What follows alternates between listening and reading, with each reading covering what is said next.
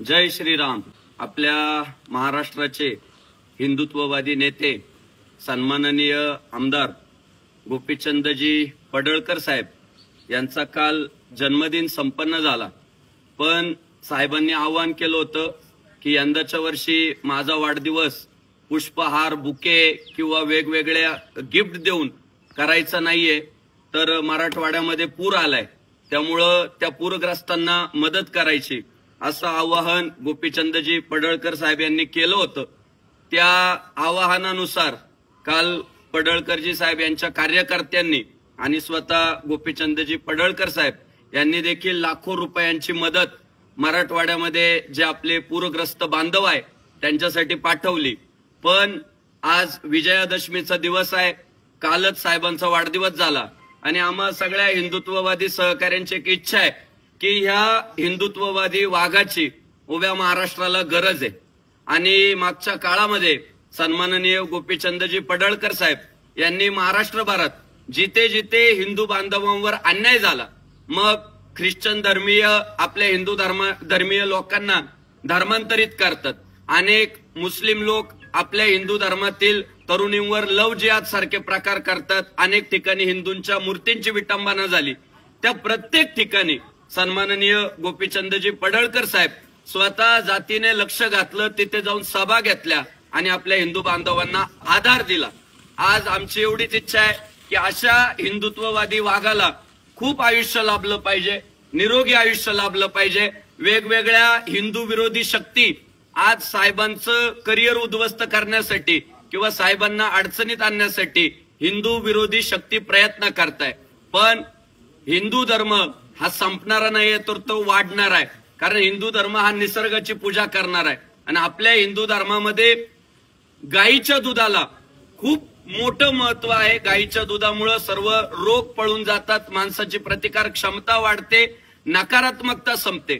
आपल्या प्रत्येकाचा जन्म होतो तेव्हा आपण पहिल्यांदा जर काय प्राशन करतो तर दूधच प्राशन करतो. म्हणून हिंदू धर्मामध्ये दुधाचं फार महत्व आहे.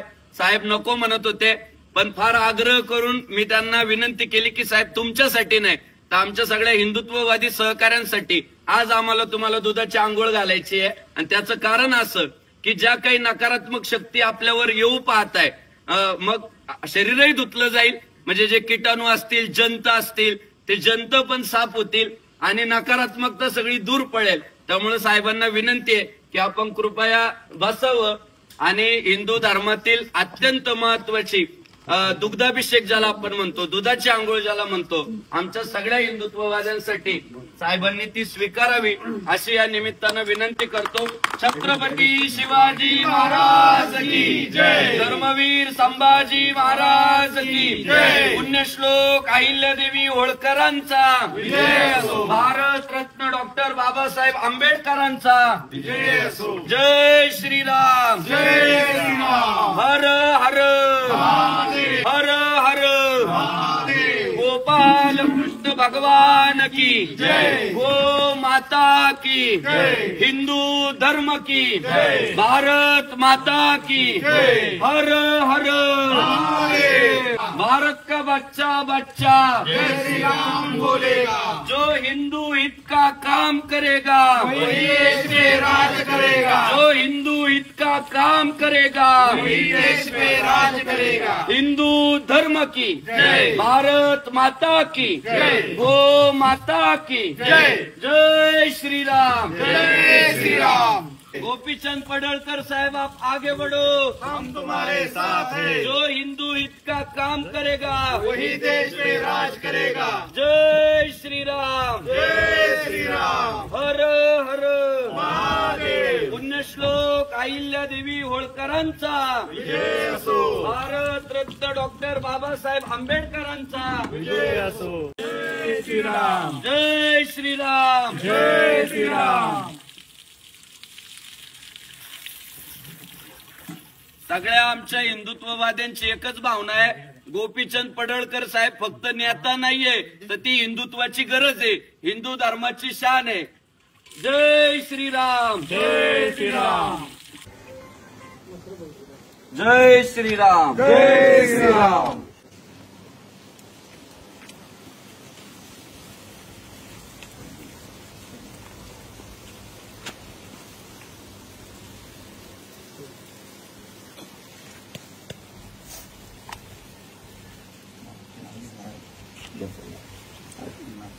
या सगळे या. आदित्य मुंबई